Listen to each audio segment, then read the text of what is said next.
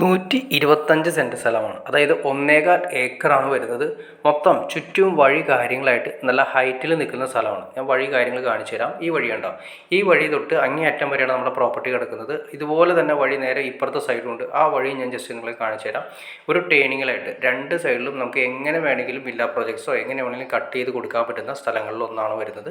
രണ്ട് സൈഡ് നല്ല വീതി കൂടിയ വഴി വരുന്നുണ്ട്. ഈ വഴി നേരെ ഇവിടുന്ന് സ്റ്റാർട്ട് ചെയ്ത് അങ്ങേയറ്റത്തുണ്ട്. ആ വീടിൻ്റെ അവിടെ നിന്നാണ് നമ്മുടെ പ്രോപ്പർട്ടി സ്റ്റാർട്ട് ചെയ്യുന്നത്. ശേഷം സ്റ്റാർട്ട് ചെയ്തിട്ട് നേരെ നീളത്തിലാണ് കിടക്കുന്നത്. അപ്പോൾ അതിൻ്റെ ഏറ്റവും വലിയ ഗുണം എന്ന് വെച്ചിട്ടുണ്ടെങ്കിൽ നമുക്ക് എങ്ങനെ വേണമെങ്കിലും വഴിയുടെ ഫ്രണ്ടിലേക്ക് ഇട്ട് കട്ട് ചെയ്യാൻ പറ്റും. അപ്പോൾ 1.25 ഏക്കർ പാർട്ടി ചോദിക്കുന്നത് 2.5 ലക്ഷം രൂപയാണ് പെർ സെൻറ്റിന് ചോദിക്കുന്നത്. നമുക്കിത് ഏരിയ വരുന്നത് അങ്കമാലി തുറവൂരാണ് മെയിനായിട്ട് വരുന്ന സ്ഥലം വരുന്നത്. നമുക്ക് ഇവിടെ നിന്നും, അതായത് തുറവൂർ ജംഗ്ഷനിൽ നിന്നും വെറും 1 കിലോമീറ്റർ മാത്രമാണ് ഈ പറയുന്ന പ്ലോട്ടുകളിലേക്ക് വരുന്നത്. ഇവിടെയാണെങ്കിൽ ഇഷ്ടംപോലെ വില്ല പ്രോജക്ട്സ് കാര്യങ്ങൾ ഓൾറെഡി പ്രൊജക്റ്റ് വർക്ക് ഉള്ളതാണ്. അതിൻ്റെ തൊട്ടടുത്ത് വരുന്ന ഏരിയകളിലൊക്കെയാണ് നമ്മൾ ഈ പറയുന്ന പ്ലോട്ട് കിടക്കുന്നത്. അപ്പോൾ നിങ്ങൾക്ക് സ്ഥലം കണ്ടപ്പോൾ ഏകദേശം ഒരു ഐഡിയ, റോഡ് ലെവലിൽ നിന്ന് ഏകദേശം 2-2.5 അടി ഹൈറ്റിലാണ് ഭൂമി നിൽക്കുന്നത്. നമുക്ക് വേണമെങ്കിൽ എങ്ങനെ വേണമെങ്കിലും ഡിസൈൻ ചെയ്യാം. മൊത്തം അപ്പുറത്തെ സൈഡും വഴിയുണ്ട്. അത് 3 സൈഡ് വഴി വരുന്ന രീതിയിലാണ് ഈ പ്ലോട്ടിൻ്റെ കിടപ്പ്.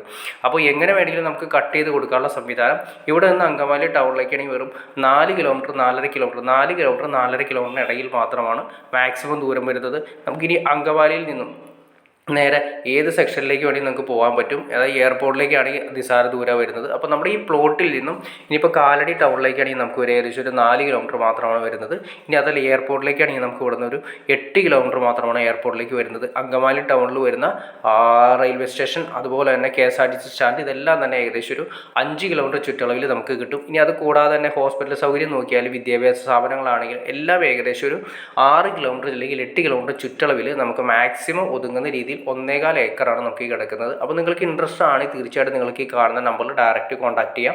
ബാക്കി കാര്യങ്ങളെല്ലാം നേരിൽ സംസാരിച്ച് ക്ലിയർ ചെയ്യാൻ സാധിക്കുന്നതായിരിക്കും. അപ്പോൾ വീഡിയോ ഇഷ്ടപ്പെട്ട് തീർച്ചയായിട്ടും ലൈക്ക് ചെയ്യുക, ഷെയർ ചെയ്യുക, ചാനൽ സബ്സ്ക്രൈബ് ചെയ്തേക്കുക. ചാനൽ സബ്സ്ക്രൈബ് ചെയ്താലേ നമ്മളുടെ പുതിയ വീഡിയോസ് നിങ്ങൾക്ക് പെട്ടെന്ന് അറിയാൻ ചാൻസ് ഉള്ളൂ. അല്ലെങ്കിൽ വീടുകളും പ്ലോട്ടുകളും വിറ്റ് പോയതിന് ശേഷമായിരിക്കും നിങ്ങൾ അറിയുക.